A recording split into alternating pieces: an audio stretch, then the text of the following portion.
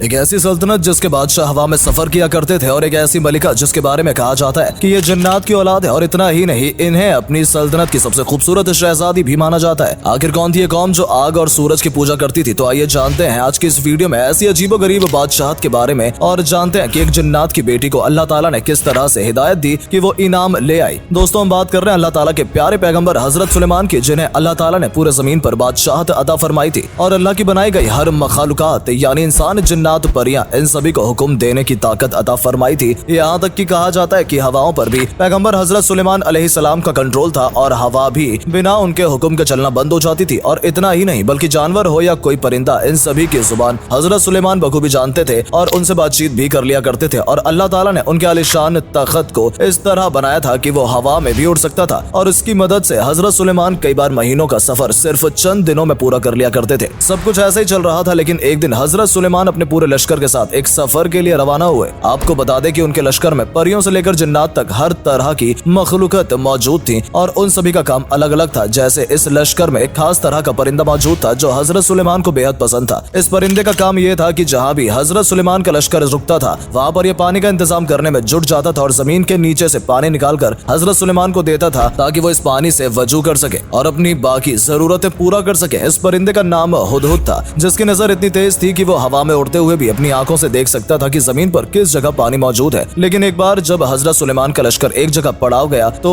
वहाँ पर पानी की तलाश करने के लिए गुदगुद मौजूद नहीं था, जिसके बाद हजरत सुलेमान अलैहिस्सलाम ने यह कहा कि आखिर अचानक गुदगुद ऐसे गायब क्यों हो गया। अगर उसने इसकी कोई बड़ी वजह नहीं बताई तो मैं उसे सख्त सजा दूंगा। और जब गुदगुद हजरत सुलेमान अलैहिस्सलाम के पास आता है तो उनसे कहता है कि मैं एक ऐसी अजीबोगरीब जगह गया था जहाँ पर एक खूबसूरत मलिका रहती है जिसका नाम बिल्किस है। वहाँ के लोगों को अल्लाह ताला ने बेशुमार नियमतों से नवाजा है, लेकिन इन सब चीजों के अलावा भी वो लोग आग और सूरज की पूजा करते हैं। और इतना ही नहीं बल्कि शहजादी बिल्किस का जो तख्त है वो भी पूरा हीरो और मोती से तैयार किया गया है। लेकिन वहाँ मौजूद हर इंसान शिर्क कर रहा है और जिन रास्ते पर चलने के लिए अल्लाह ने सख्त मना किया है वो सभी लोग उन्हीं रास्ते पर चल रहे हैं। जब हजरत सुलेमान ने ये सभी बातें सुनी तो उन्होंने एक खत लिखा और शहजादी बिल्किस को ईमान लाने पर दावत दी और वो खत गुदगुद को सौंप दिया। जिसके बाद गुदगुद नाम का ये परिंदा शहजादी बिल्किस के महल में पहुंचा और उस वक्त वो आराम कर रही थी, इसलिए गुदगुद उनके पास ही वो खत रखकर वापस लौट आया। और जब बिल्किस ने उस खत को पढ़ा तो उन्होंने अपने सभी दरबारी से पूछा कि आखिर ये शख्स कौन है जो हमें इनाम पर आने की दावत दे रहा है। जिसके बाद लोगों ने बताया कि इनका नाम हजरत सुलेमान है, ये अल्लाह के पैगंबर हैं और लोगों को दिन के रास्ते पर चलने की हिदायत देते हैं। जिसके बाद शहजादी ने सोचा कि क्यों ना हजरत सुलेमान को आजमाया जाए और ऐसा करने के लिए उन्होंने हजरत सुलेमान के पास कीमती तोहफे भिजवाए ताकि वो समझ सके कि अगर हजरत सुलेमान ने उन तोहफों को कबूल कर लिया तो इसका मतलब ये है कि वो अल्लाह के बंदे नहीं है बल्कि सिर्फ एक बादशाह है और उनके अंदर भी लालच है। और जब शहजादी बिल्किस ने दरबारी को उन तोहफे के साथ हजरत सुलेमान अलैहिस्सलाम के महल तक पहुंचा दिया तो हजरत सुलेमान अलैहिस्सलाम ने इन तोहफों को लेने से साफ मना कर दिया और कह दिया कि जो कुछ भी तुम मेरे लिए लाए हो अल्लाह ताला ने मुझे इससे भी कीमती चीजों से नवाजा है, इसलिए यहाँ से चले जाओ और अपनी शहजादी बिल्किस से जाकर कह दो कि अगर उन्होंने ईमान नहीं लाया तो हम जंग लड़ने के लिए भी पूरी तरह तैयार हैं। और जब दरबारी ने शहजादी को ये सब बातें बताई तो उन्हें इस पर काफी फिक्र हो गई और वो हजरत सुलेमान से मिलने के लिए रवाना हो गई। दोस्तों, दिलचस्प बात यह है कि जब हजरत सुलेमान को इस बात की खबर लगी कि बिल्किस उनसे मुलाकात करने के लिए उनके महल आ रही है तो उन्होंने अपने महल में मौजूद सभी लोगों से कहा कि आप सभी में से कौन वो शख्स है जो शहजादी बिल्किस का तख्त उनके यहाँ आने से पहले ला सकता है। हालांकि बहुत से लोगों ने कहा कि वो ऐसा कर सकते, लेकिन ऐसा करने के लिए उन्हें काफी वक्त चाहिए था। जबकि हजरत सुलेमान अलैहिस्सलाम चाहते थे कि शहजादी बिल्किस के आने से पहले ही उनका तख्त महल में पहुंच जाए। और फिर अल्लाह के वली असीम बिन बरकिया ने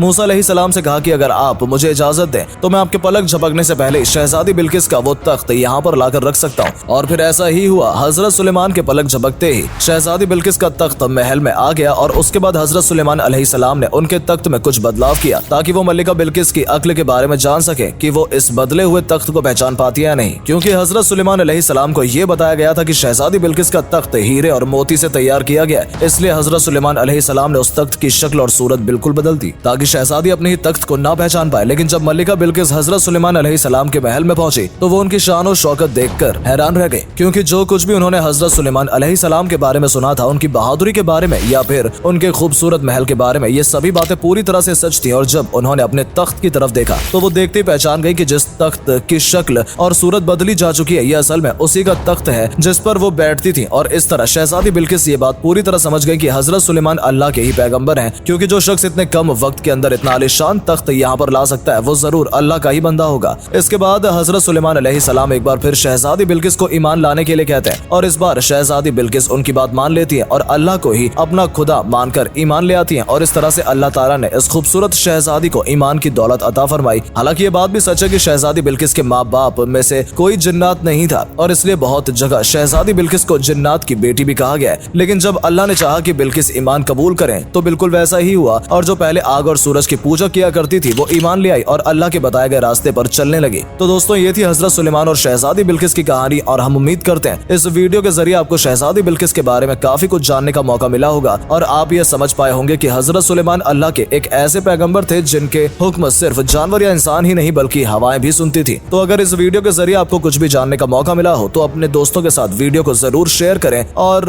पेज को भी फॉलो जरूर करें ताकि ऐसी ही इंटरेस्टिंग वीडियो जब भी हम आपके लिए लाएं तो वो आप तक पहुंचे। धन्यवाद।